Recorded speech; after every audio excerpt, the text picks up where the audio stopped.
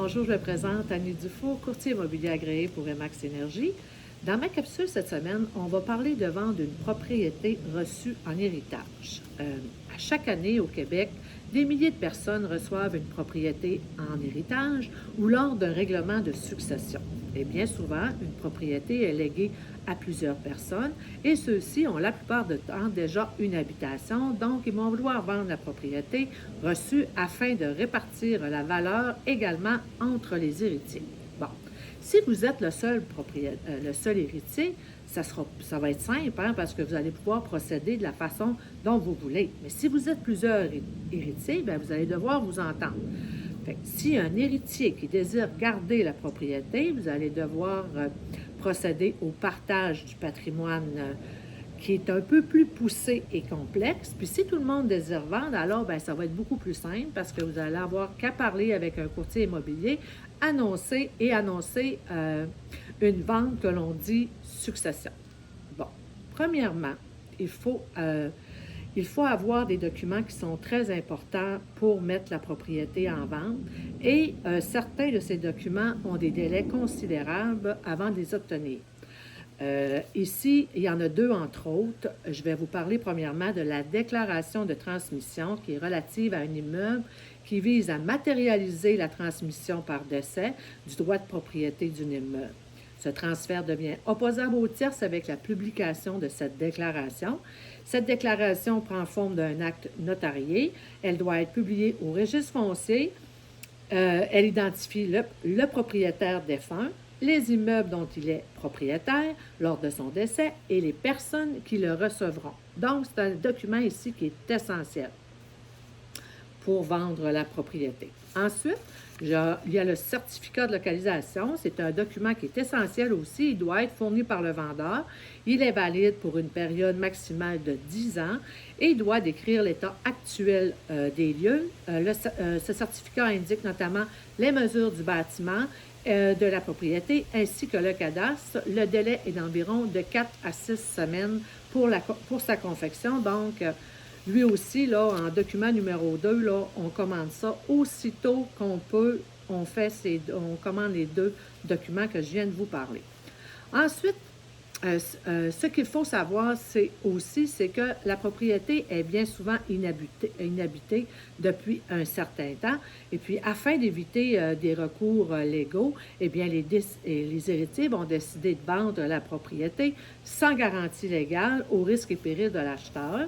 Donc, le prix est souvent inférieur à la valeur marchande ou à la valeur potentielle de la propriété. Bon, ce que je tiens à vous informer ici, c'est que le programme intégrité peut s'appliquer dans une vente de succession et peut être avantageux, très avantageux ici pour les héritiers.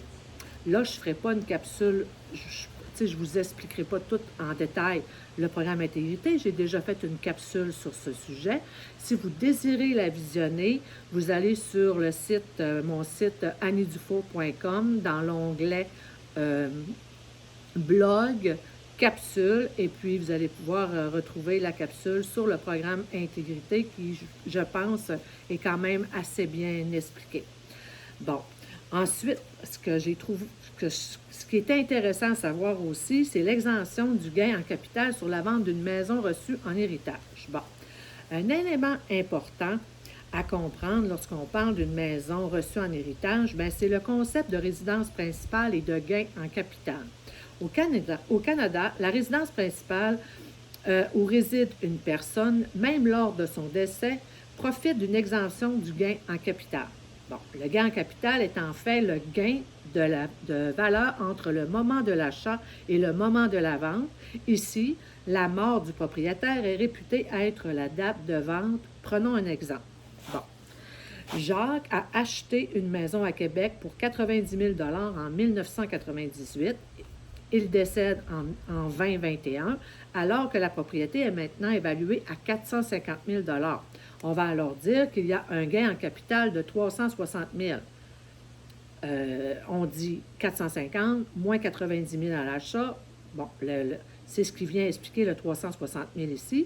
Cependant, puisque la maison était la résidence principale de Jacques, eh bien, il n'y a aucun impôt à payer sur ce gain en raison de la règle d'exemption du gain en capital sur une résidence principale. Les héritiers pourraient donc vendre la propriété sans se soucier d'une facture fiscale d'impôt à payer. Cependant, c'est important, exemple, si vous héritez de la résidence principale et d'une résidence secondaire, bien là, le gain en capital devrait s'appliquer sur la résidence secondaire. Là, je vous explique ça en gros, là, mais c'est certain qu'il est important de vérifier le tout avec un fiscaliste au moment où vous apprenez qu'une maison vous est remise en héritage.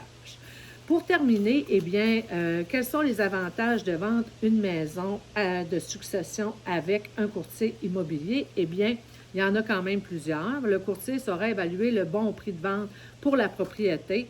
Ben moi, je propose souvent là, une évaluation technique avec un évaluateur, avec une firme d'évaluation, parce que ça vient mettre un prix. On sauve de l'obstination entre les héritiers. Le prix est fixé. Il y a une braquette de prix aussi qui est identifiée pour les offres qui peuvent être présentées. Donc, c'est un bon outil là, pour éviter la chicane dans la famille. Moi, j'en ai vu plusieurs et puis vraiment, là, l'évaluation technique, là, je la recommande à tout ce qui est succession, divorce, séparation. C'est ce qui est idéal. Ensuite, il s'occupera de tous les aspects légaux de la transaction. C'est quand même important. Ensuite, l'agent s'occupe des photos, de la mise en marché et de la publicité auprès des acheteurs. Il prendra en charge les appels, les visites, les demandes d'informations. Ensuite, les courtiers ont accès à un vaste réseau de contacts, effectivement.